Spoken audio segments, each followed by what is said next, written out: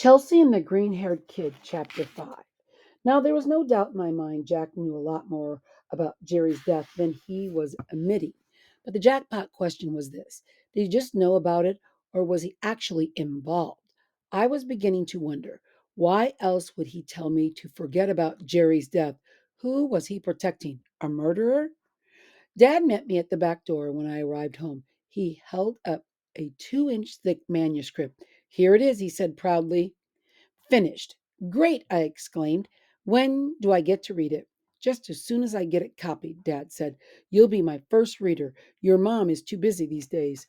Did the butler do it? I asked, teasing. Dad's books are usually mysteries, and the butler's never been the murderer yet. Wait and see, Dad said, his eyes gleaming. So, do we get to go out tonight to celebrate? I asked. Yes, Dad said.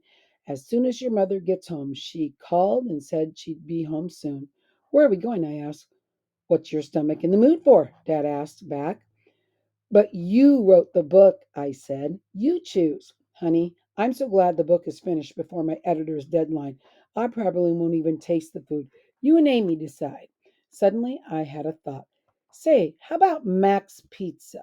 We hadn't been there in a while. Fine, Dad agreed, as long as we go early enough that we beat the high school mob. I'm not crazy about sitting around with 216-year-olds. Okay, I said.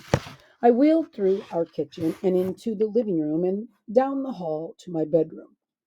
One reason my parents bought this older Tudor house 7 years ago was because of the hardwood floors. Except for the kitchen and bathroom, the whole house has varnished oak floorboards, so it's very easy for me to get around, and I can really zoom down the hallway if no one gets in my way.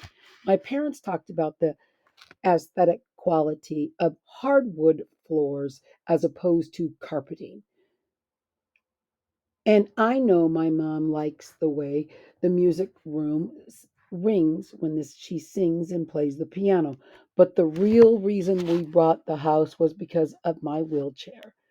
My parents are always worried about how I'll get around, and so they were especially pleased to get this particular house. My bedroom is on the ground floor, of course, and in fact, most of the house is on the main floor, which with just Amy's room and a storage room upstairs. Actually, it isn't really a second floor, it's more like a dormer, and I can go up there anytime I want to. We have an electric lift that carries a seat like an elevator along the stairs, and I can go up and down with no problem. I can get to the basement in the same way. My room is my favorite spot in the house, I guess, because it is truly my own. I picked out the furniture myself, mostly at auctions and antique stores. All of it is oak and was probably made when my grandparents were growing up. My mom helped me refinish the dressing table 2 years ago. I love to sit in front of it and brush my hair. It makes me feel very glamorous. The walls are covered with posters of all my favorite movie and rock stars. Sometimes when I'm feeling down, I lie on my bed and have conversations with these people. And of course, I don't ever tell anyone I do this. They'd think I was nuts. Though, I didn't talk to any of my movie star friends. I turned on my radio and lay on my bed and thought about Jack. He sure was a strange guy. There was just something about him that was different from all the other boys I knew. The way he carried himself for one thing, not all slumped over the way most boys are, as if they think everyone's looking at them and they want to crawl into a hole and hide. Jack looked so cool, so comfortable, as if he'd already lived a whole lifetime before he turned 14. The only time he wasn't cool was when I talked about Jerry. Just stay away or you'll get yourself in trouble, he'd said. He had to know who killed Jerry, or he wouldn't have said that. And I heard Mom and then Amy come through the back door, and so I thought I'd better get ready to go to Max. I wanted to go there partly just to see again where Jerry'd work, and I thought maybe just being there, where Jerry had spent so much time, I might think of something that would help me figure out what to do about what I saw at the game. We arrived at Mac's about 5:30 and the place was already beginning to fill up. And as soon as we pushed through the heavy glass door, I pointed out a booth in the back and suggested we sit out of the way. I knew Dad would agree to that. I slipped into the booth, choosing a spot where I could see the whole room. Mac, the owner, was talking to some kids. Then he disappeared into the back office. Hi, I'm Wendy, and I'll be your server tonight. The waitress looked about 16, and I guess and wore an orange and brown uniform with Max stitched on the front pocket. We ordered a large taco pizza and Wendy left. Dad, can I play the jukebox? Amy asked. Both you girls may choose one record, Dad said, and fished two quarters out of his pocket. Amy jumped up and scampered across the room to the jukebox, and moments later, the room was vibrant with rock and roll. I told her to play anything other than a romantic ballad with my quarter. I just wasn't in the mood. It wasn't in that kind of mood. Before Amy got back, Wendy came with our drinks. Say, did you know Jerry Fields, the boy who died at the basketball game? I asked her. Sure, she said. Too bad. He was a nice kid. That's what I heard. I said, did everyone like him? She shrugged. I don't know, I suppose. What hours did he work? I asked. I noticed my mom and dad looked at each other curiously.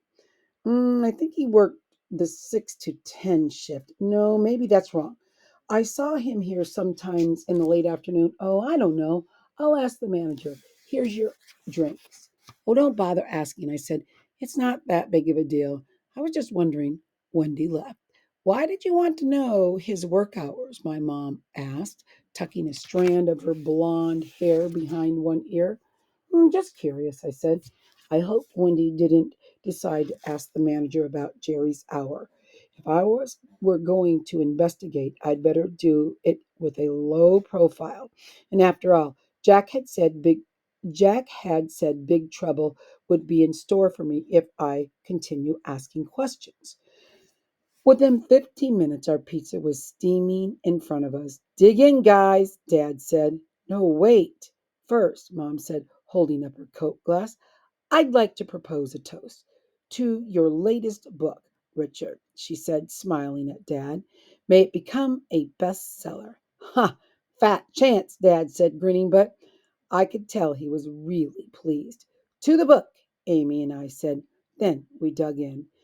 It's impossible to eat one of these and still look cool, I said, looking at the glob of cheese that had fallen onto my plate. My father laughed.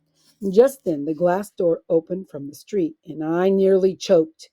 Jack Smith came in hurriedly and without any hesitation walked to the manager's office door and rapped 3 times. The door was abruptly yanked open, and there, in the doorway, I saw a face with dark curly hair and piercing black eyes. It was the guy from the bleachers, the guy who'd pushed Jerry Fields to his death. What was Jack doing here with the murderer? Jack disappeared with him inside the office. Chelsey, what's wrong? You look as if you'd seen a ghost, my mother said. My heart was beating hard and my palms were sweating, but I couldn't tell them what was going on. I couldn't explain it at all, especially not here and now. Oh, nothing, I said, trying to sound casual. I just thought I saw a girl from my school wearing the same blouse I bought last weekend. I managed to smile. I was wrong. It's completely different. Oh, these girls in their clothes, Dad sighed and sipped his Coke.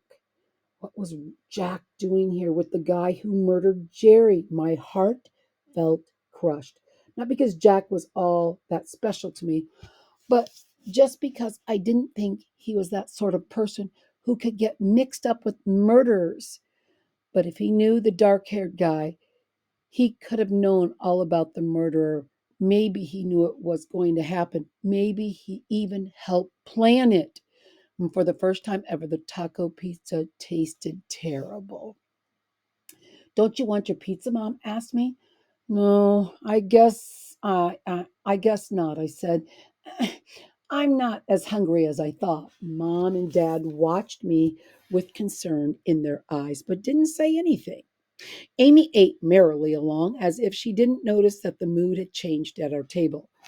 Just then, Wendy stopped in front of us. Oh, say, I was curious about Jerry's hours too, so I just asked Ron, the manager.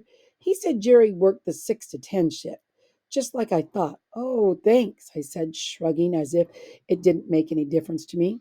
She asked about Jerry. She asked the murderer about his victim, probably saying one of the customers wants to know. I looked up, and there, next to the manager's office, watching Wendy at our table, was Ron, the murderer. Wendy hurried away to take someone else's order. Now the dark-haired man's gaze fell on me, just like the basketball game, and there was no doubt in my mind that he recognized who I was, and I knew I was the one who asked Wendy, and I knew let me start again, students. I'm sorry about this. I'm going to start right at the sentence again. And there was no doubt in my mind that he recognized who I was and knew I was the one who asked Wendy about Jerry. The manager's door pushed open and Jack stepped out, speaking to Ron. Jack stopped, seeing that the man was distracted, and followed his gaze to me. A look of horror passed over his face, and he turned suddenly and vanished into the office again. My dad stood up and held my mom's jacket for her and then helped me maneuver out of the booth and into my chair.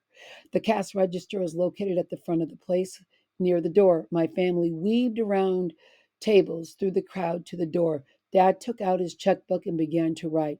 Your server is busy now, so I'll be glad to help you. Ron had slipped in front of Wendy and was watching my dad make out his check.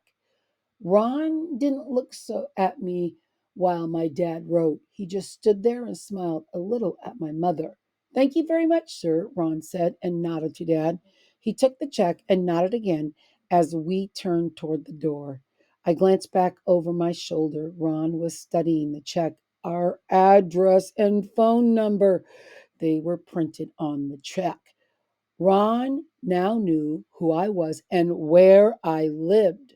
My dad opened the big glass door, and a stiff breeze pressed into our faces. My heart pounding, I glanced one more time over my shoulder. Ron stood there, his dark eyes with anger boring holes right through me.